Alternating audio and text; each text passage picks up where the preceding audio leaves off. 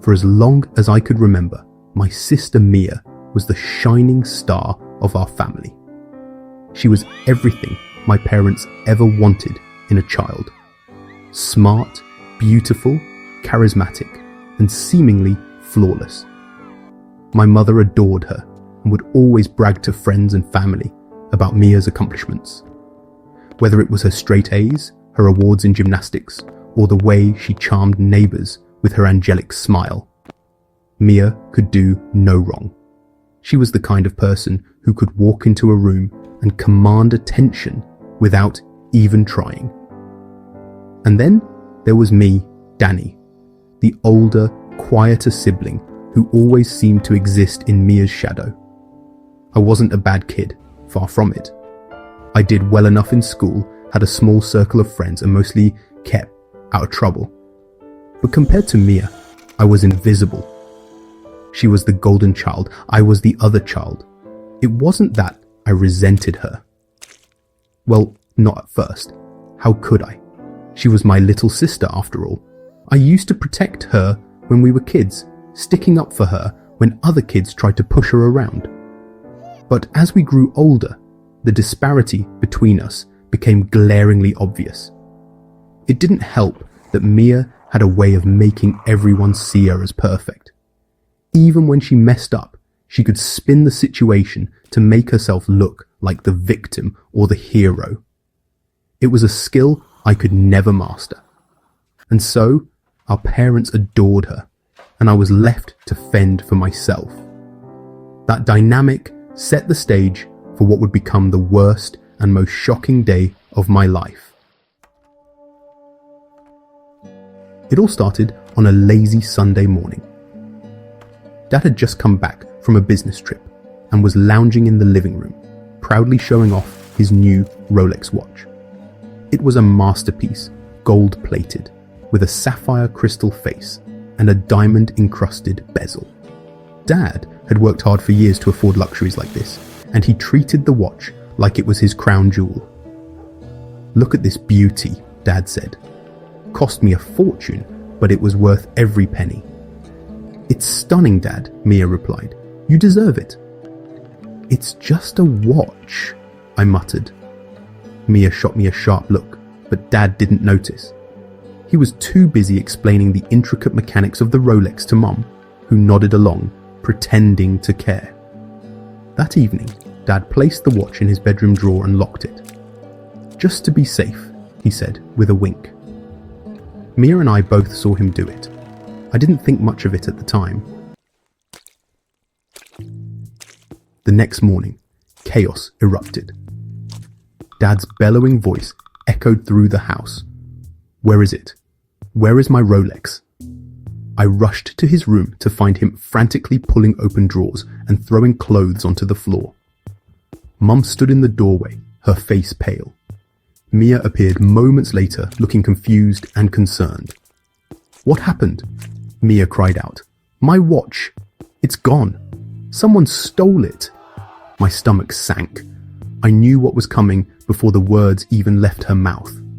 Danny was acting weird about the watch yesterday. "Maybe he took it," Mia frowned. "What? Are you kidding me?" "I didn't touch it," I said in disbelief. "I'm sorry, Danny, but you've been struggling with money lately, right? You've mentioned wanting to buy a new computer." I didn't want to say anything, but "That's a lie," I shouted. "I didn't take the watch." "Danny, where is it?" Dad said. "I don't have it. Why would I steal your watch?" But my protests fell on deaf ears. Mia played the victim perfectly, crying into Mum's shoulder while I was left to defend myself against accusations I couldn't disprove. Dad searched my room, tearing it apart, but of course he didn't find the watch. That didn't matter. In his eyes, I was already guilty. By the end of the day, the verdict was in. Dad's face was a mask of disappointment as he stood in front of me. "Dad, pack your things. I want you out of this house." "You're kicking me out?" I said, over something I didn't do? You've betrayed this family. Until you're ready to admit what you did and return the watch, you're not welcome here. Mia stood in the background, her arms crossed, watching the scene unfold. There was a flicker of something in her eyes. Was it guilt? Satisfaction? I couldn't tell. All I knew was that my life was crumbling around me, and she was the one holding the hammer. I packed my bags in a daze, barely able to process what was happening. As I walked out the door, Mia approached me. "I'm sorry, Danny. I didn't mean for it to go this far. You did this. You set me up," I cried. But before I could say anything else, she turned and walked back into the house, closing the door behind her. Life on the streets was a nightmare. I had no job, no money, and nowhere to go. My friends offered me a couch to crash on for a few nights, but that couldn't last forever. I spent most of my days wandering aimlessly, trying to figure out how to prove my innocence. But how could I, when the entire world seemed to believe Mia's lies? Weeks turned into months. I picked up odd jobs here and there, just enough to keep myself fed. I was angry and bitter, but most of all, I was determined. I knew Mia had the watch. I just didn't know how to prove it. One night, as I sat on a park bench, staring up at the stars, I overheard a conversation that made my heart race. A man and a woman were sitting on a nearby bench, talking in hushed tones. "The pawn shop gave me a good price for it," he exclaimed. "That Rolex was worth a fortune." "Lucky you got it out of there before anyone noticed," the woman replied. I leaned closer, my pulse pounding. Could it be? I waited until the couple left, then followed them at a distance. They led me to a shabby apartment building on the outskirts of town. I didn't have a plan, but I knew I had to act. The next morning, I went to the nearest pawn shop and started asking questions. It took some convincing, but eventually the owner admitted he had purchased a Rolex matching Dad's description from a young woman a few months ago. My heart sank when he described her. Blonde, late teens, with a sweet smile. Mia. Armed with this information, I returned to my parents' house.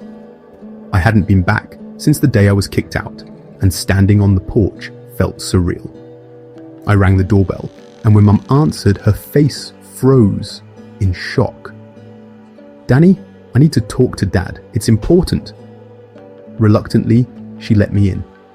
Dad was sitting in the living room, his face hardening as soon as he saw me. "What are you doing here?" "I can prove I didn't steal your watch," I replied firmly. "Mia sold it to a pawn shop." "What? That's ridiculous." I ignored her and handed Dad the receipt I'd gotten from the pawn shop owner. "Danny, here's the proof." The owner described Mia perfectly. Dad's eyes flicked to the receipt, then to Mia. Dad frowned. "Is this true?" Mia's facade cracked. She stammered, trying to come up with an excuse, but the guilt was written all over her face. I needed the money. I didn't think it would go this far." "Do you have any idea what you've done?" Dad shouted. "You ruined your brother's life." Mia burst into tears, but this time they didn't work. Dad turned to me, his expression softening. "Danny, I don't know how to apologize for what we've put you through." I didn't say anything. I just stood there, letting the weight of the moment sink in.